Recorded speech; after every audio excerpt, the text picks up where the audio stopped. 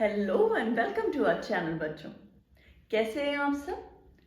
मैं शालिनी शर्मा एक बार फिर आपके सामने grade 8 chapter number 8 women caste and reform history का लेकर आई हूँ।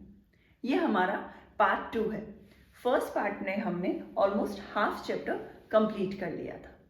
अब नेक्स्ट हमारा टॉपिक है वुमेन राइटर्स एंड प्रमोटर्स।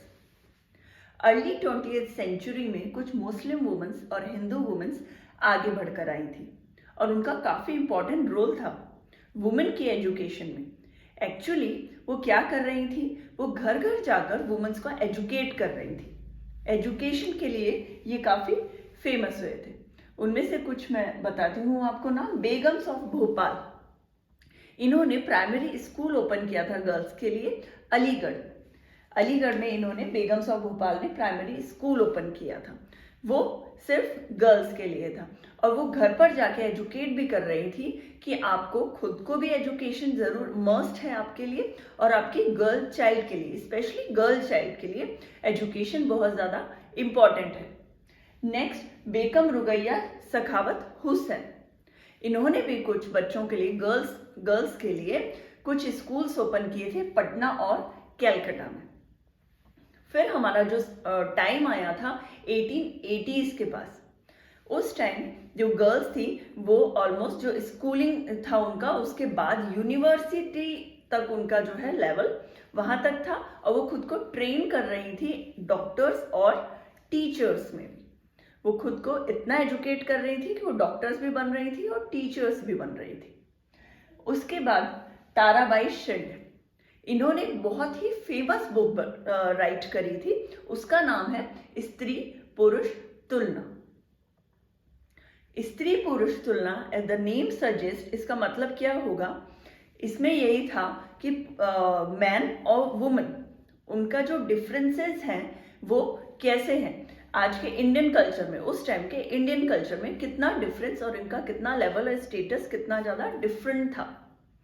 कि जो गर्ल थी वो बेसिकली हाउस होल्ड का काम करती थी और बॉयज अपना बाहर का काम करते थे, मगर गर्ल्स अलाउ नहीं थी किसी भी फंक्शन या सेरेमनी को अटेंड करना। वो सिर्फ मैन ही अटेंड करते थे, जो कि बिल्कुल गलत था।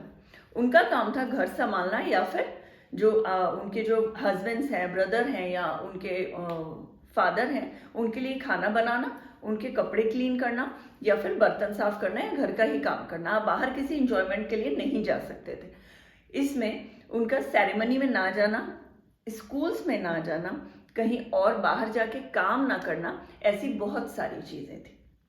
जब भी कोई जो लेडी है उसके हस्बैंड एक्सपायर होते थे तो उस वुमन को अपने बाल, जो हेयर है वो शेव करना पड़ता था, हेड के पूरा शेव करना पड़ता था। वो वाइट साड़ी पहनती थी। क्यों? जबकि मैन के साथ ऐसा नहीं था। They can marry more than 2 or 3 womens in fact, Muslims and Hindus as well, मगर वुमेन के साथ ऐसा बिल्कुल भी नहीं था। उन्हें बिल्कुल हेयर शेव रखने पड़ते थे, वाइट ड्रेस पहननी पड़ती थी और वाइट साड़ी पहननी पड़ती थी और वो किसी कलर को यूज नहीं कर सकते थे। लाइक वो कोई लिपस्टिक नहीं लगा सकते थे, बिंदी या फिर आप चूड़ी या कोई ज्वेलरी वो नहीं कैरी कर सकते थे। ये तो इसकी जो तुलना थी, डिफरेंसेस थे, वो एक्सप्लेन किया था उन्होंने, बताया था कि ऐसा बिल्कुल भी नहीं होना चाहिए। देन पंडित रामाबाई, इनका क्या था, ये संस्कृत में स्कॉलर थी और इन्होंने बुक लिखी थी अपर क्लास के वुमेन की लाइफ के बारे में। अपर क्लास के वुमेन की लाइफ के बारे में का क्या मतलब हुआ, जबकि अपर क्लास है, हम तो अभी तक लोअर की ही बात कर रहे थे। अपर क्लास की जो वुमेन है उनको क्या प्रॉब्लम होती होगी? उनको ये प्रॉब्लम थी कि अब हम उन्हें तो पढ़ाने लगे जो लोअर क्लास में। अपर क्लास वाली वुमेन के साथ ये था कि उनको ना तो कोई पढ़ाने भेज रहा था कि तुम्हें ज़रूरत ही नहीं है फाइनेंशियली, क्योंकि हस्बैंड बोलते थे हम हैं, हम सब कुछ कमाएंगे, हम, अब तुम्हें क्या चाहिए वो हमें बताओ।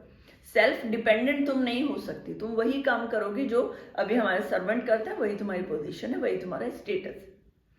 तो उस पर उन्होंने बुक लिखी थी कि अपन सोच रहे हैं कि लोअर क्लास वाली वुमेन को ही पढ़ाए, अपर क्लास में भी जो लाइफ है वुमेन की वो एग्जैक्टली सेम है, हमें उसे भी थोड़ा सा रिफॉर्म करना चाहिए, इम्प्रूव करना चाहिए। ये इन्होंने पंडित रामाबाई ने जो बुक लिखी थी उसके अंदर था। फिर जैसे जैसे 20th सेंचुरी आती है, उस वक्त कई ऑर्थोडॉक्स मुस्लिम्स और हिंदू वो ये सोचने लगे थे कि ये तो हमारा जो हिंदू कल्चर है वो तो हटता चला जा रहा है, और वेस्टर्न कल्चर जो है वो आ रहा है इनमें जो पीपल हैं हिंदू के, जो नेटिव्स हैं हिंदू के, उनके दिमाग में क्या आ रहा है, वेस्टर्न कल्चर की लड़कियां बाहर जाके पढ़ेंगी, काम करेंगी, एजुकेटेड होंगी, स्कूलिंग ही नहीं, अब यूनिवर्सिटीज में डॉक्टर्स भी हैं, टीचर्स भी बन रही हैं, और घर का काम सिर्फ वो नहीं कर रही हैं, वो बाहर का भी काम कर रही हैं। ये सब चीजें बिल्कुल उन्हें पसंद नहीं आ रही थी। विडो रीमैरिज वाला कॉन्सेप्ट समझ में नहीं आ रहा था बिल्कुल भी। ये सब चीजें उनके, वो क्रिटिक्स थे इस चीज के लिए। तो ये जो ऑर्थोडॉक्स वाला जो टाइम था वो भी उन दिनों चल रहा था। फिर एक चीज, इन्होंने ताराबाई और पंडित रामाबाई ने कुछ शेल्टर्स भी बनाए थे विडोज के लिए। उनके लिए जो जिनके हस्बैंड्स उनको बहुत बुरी तरीके से बैडली ट्रीट करते थे, या विडो जो कि एक्सपायर हो गया हस्बैंड मगर उनको घर पे कोई नहीं रखना चाह रहा, या घर पे रखना चाह रहा है तो एक कमरे में बंद करके रखना चाह रहा है, इस चीज के भी वो बहुत बड़े क्रिटिक थे कि तुम बढ़ावा दे रहे हो लड़कियों को कि ऐसा आप बाहर, घर से बाहर निकलो। इनके क्रिटिक थे ताराबाई और पंडित रामाबाई जी के, कि आप बढ़ावा मत दीजिए, पढ़ाना तो बिल्कुल भी नहीं है, इन बातों के लिए बढ़ावा मत दीजिए कि वो वापस शादी कर सकती है, वो खुश रह सकती है। इन शॉर्ट ये उनकी थिंकिंग थी। 1929 में एक लॉ बनता है, ठीक है। उसमें क्या होता है, चाइल्ड मैरिज टोटली रिस्ट्रिक्ट हो जाती है। छोटे बच्चे मेल जो कि 21 एज है उनकी, छोटे बच्चे 21 से कम वो शादी नहीं कर सकते। वुमेन के लिए 18 साल से कम लड़कियां जो एज है उनकी, वो शादी नहीं कर सकती। ये 1929 में ये वाला चाइल्ड मैरिज रिस्ट्रिक्शन एक्ट आ गया था। ये उन्हीं दिनों सब कुछ चलता जा रहा था 20th सेंचुरी में, या फिर अब अर्ली 20th सेंचुरी में। ये सब लेट 20th सेंचुरी में जवाहरलाल नेहरू और सुभाष चंद्र बोस वो भी सपोर्ट करते हैं वुमेन को, वुमेन के एजुकेशन को, इक्वेलिटी को, और उनके वो सपोर्ट करते हैं कि वो ब्रिटिशर्स, एंटी ब्रिटिशर्स जो स्ट्रगलिंग चल रही थी उस वक्त, जो कि बस अपने भारत आज़ाद होने को ही है, और इनका ये क्या था कि आप इसमें भी इन्वॉल्व हो, इसमें इन्वॉल्व होने से आप सोशली भी इन्वॉल्व हो रहे हो, ठीक है, पॉलिटिकली भी इन्वॉल्व हो रहे हो, इन सब चीज़ों की नॉलेज आ रही है वुमेन के लिए। तो वो इस चीज़ के सपोर्टर थे। कौन? जवाहरलाल नेहरू और सुभाष चंद्र बोस। इसके बाद हमारा आता है कास्ट एंड सोशल रिफॉर्म का टाइम। इसी के साथ चलता आ रहा था, जैसे जैसे वुमेन के लिए हम रिफॉर्म करते आ रहे थे, कास्ट एंड सोशली भी रिफॉर्म करते चले जा रहे थे। उनमें बेसिकली जो फर्स्ट रिफॉर्मर आए थे राम मोहन रॉय। इन्होंने एक बुद्धिस्ट टेक्स्ट को ट्रांसलेट किया था। उस बुद्धिस्ट टेक्स्ट में क्या था, वो बिल्कुल भी कास्टिज्म के लिए नहीं बनी थी। वो क्रिटिक थे कास्टिज्म के। वो उन्हें बिल्कुल पसंद नहीं था कि आप किसी भी कैटेगरी में किसी आदमी को रखो, क्योंकि जो भी आया वो भगवान के पास आया और सिमिलर उसी लेवल से आया। भगवान ने किसी को छोटा बड़ा बनाकर नहीं भेजा था। और इसी टेक्स्ट को उन्होंने हिंदी इंग्लिश में ट्रांसलेट किया था, और सबके पास उस टेक्स्ट को, ये नॉलेज सब तक पहुंचाई थी राम मोहन रॉय। नेक्स्ट इन्होंने परमहंस मंडली भी बनाई थी, जो कि बॉम्बे में बनाई थी 1840 में। कास्टिज्म के लिए, कास्टिज्म नहीं होना चाहिए था। परमहंस मंडली इन्होंने बनाई। फिर नेक्स्ट है अपना क्रिश्चियन मिशनरीज। क्रिश्चियन मिशनरीज का उसी टाइम आना हुआ था इंडिया में। उनका कहना ये था कि इंडियन कल्चर जो है वो बहुत ज़्यादा ऑर्थोडॉक्स जो है वहाँ पे ज़्यादा है। वेस्टर्न कल्चर को अपनाइए, वेस्टर्न एजुकेशन को अपनाइए, कास्टिज्म हटाइए, और ज़्यादा से ज़्यादा बच्चों को एजुकेट करिए। लोअर जो लेवल था स्पेशली उन बच्चों को एजुकेट करिए।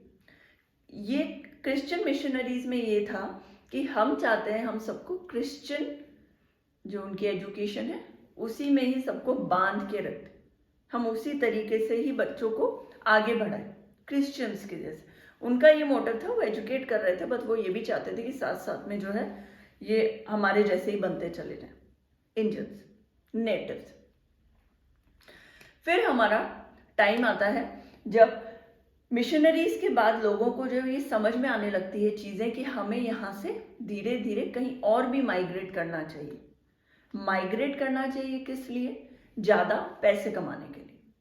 अब हम यहाँ से बाहर जाएंगे तो हमें कुछ ना कुछ काम मिल ही जाएगा। तो लोग क्या करने लगे, सिटीज में भी माइग्रेट हो रहे थे और कंट्रीज में भी माइग्रेट, जैसे मॉरिशस हो गया, असम हो गया, असम अपने इंडिया में, मॉरिशस बाहर, यहाँ इन जगह पे ये लोग छोटे मोटे काम करने लगे, लेबरिंग वाले, लेबर हो गया, सफाई का हो गया, ठीक है, क्लीनिंग का हो गया, ये सब काम करने लगे सिर्फ इसलिए कि वैसे भी अपर क्लास वाले लोग तो हमें दबा ही रहे हैं, हमें आगे बढ़ने नहीं दे रहे, तो क्यों ना हम किसी और सिटी या किसी और कंट्री में जाके थोड़ा ज्यादा पैसा कमा लें। तो वो ज्यादा से ज्यादा लोग माइग्रेट होने लगे थे।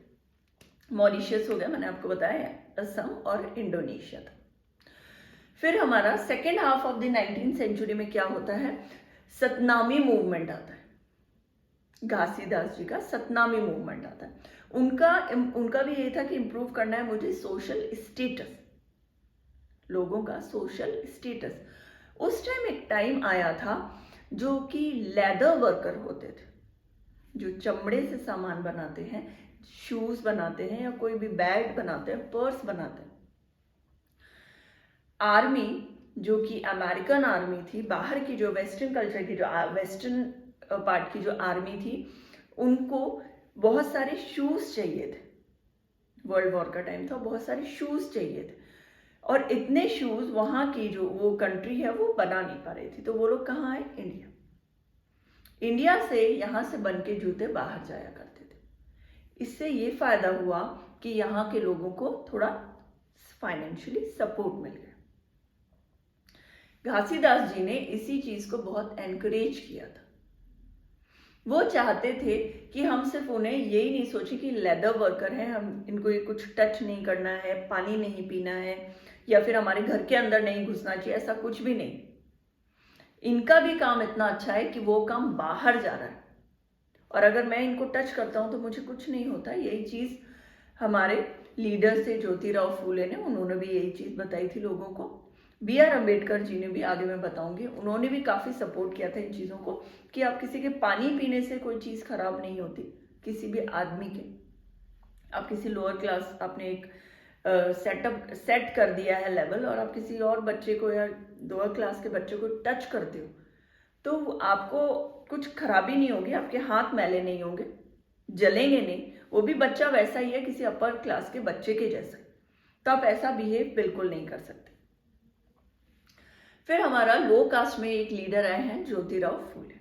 1827 में इनका बॉर्न हुआ था। इन्होंने स्टडी की थी बाहर, ठीक है, बाहर। और ये जो है इनको ऐसा लगता था कि मैं आर्यन हूं। और आर्यन को पहले क्या समझा जाता था कि जो ज्योतिराव फूले उनको अच्छे से ट्रीट नहीं किया जाता था, तो वो बोलते थे मैं आर्यन हूं। और आर्यन कौन है? फॉरेनर्स है, वो वहां के हैं। और हमारा जो लेवल है ब्राह्मण से कहीं ज्यादा ऊंचा है। सिर्फ ब्राह्मण से वो नहीं है सुपीरियर, हम लोग भी सुपीरियर है। इनफैक्ट ये भी कहते थे कि जो लैंड है वो ब्राह्मण्स की नहीं है, वो हम लोगों की, क्षत्रियों की नहीं है, वो हम लोगों की। ब्राह्मण क्षत्रिय, अगर वो लैंड इनकी नहीं है अपर क्लास वालों की, तो फिर वो छोटे हुए, हम छोटे नहीं हुए। वो ऐसे थोड़े से एग्रेसिव थे। वो इस चीज से लोगों को समझाना चाह रहे थे। ऐसी 1873 में एक गुलामगिरी है, उन्होंने स्लेवरी के ऊपर बुक लिखी थी।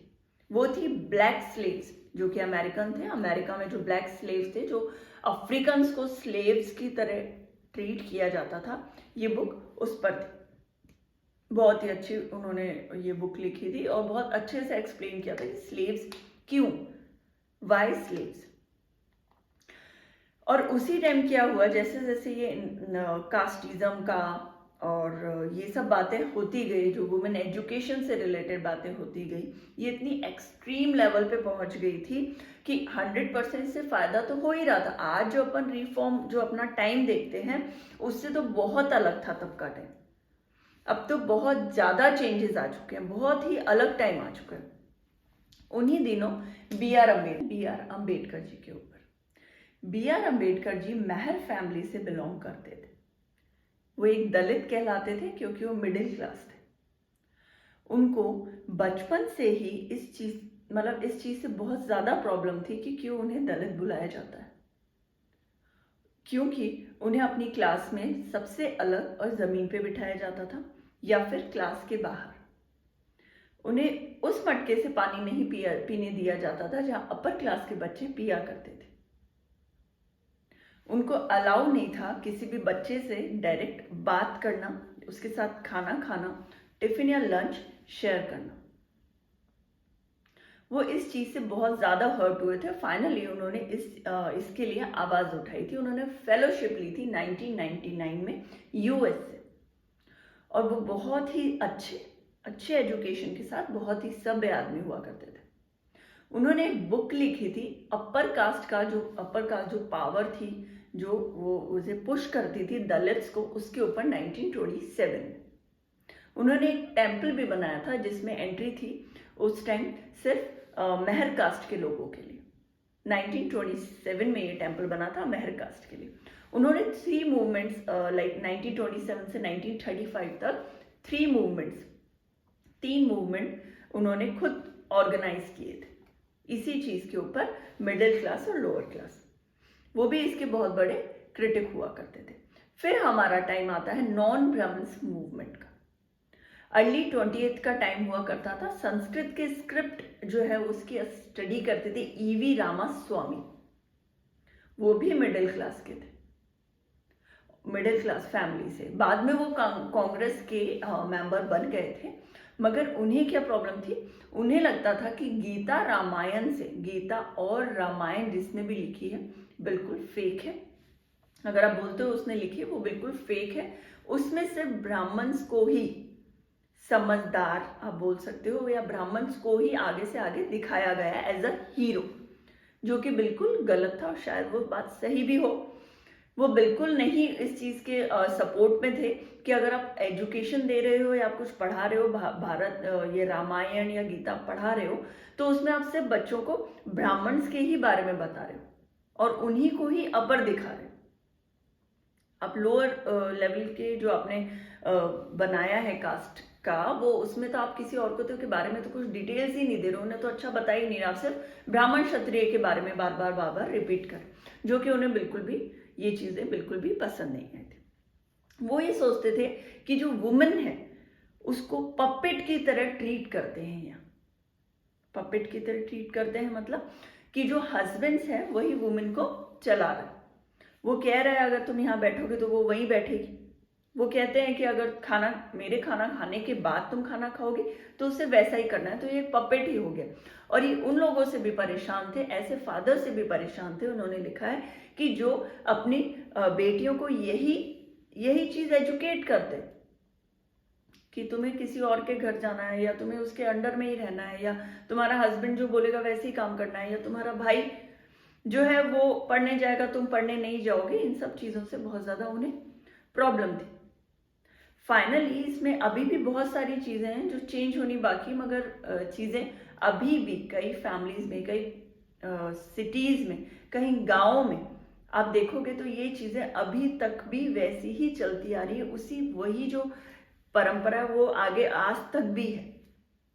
हम लोग एजुकेट हो गए, मगर कई वुमेन हैं जो अभी भी सफर कर रही है इन्हीं सब चीजों से, जिसके बारे में हम लास्ट 2 क्लास से डिस्कस कर रहे हैं।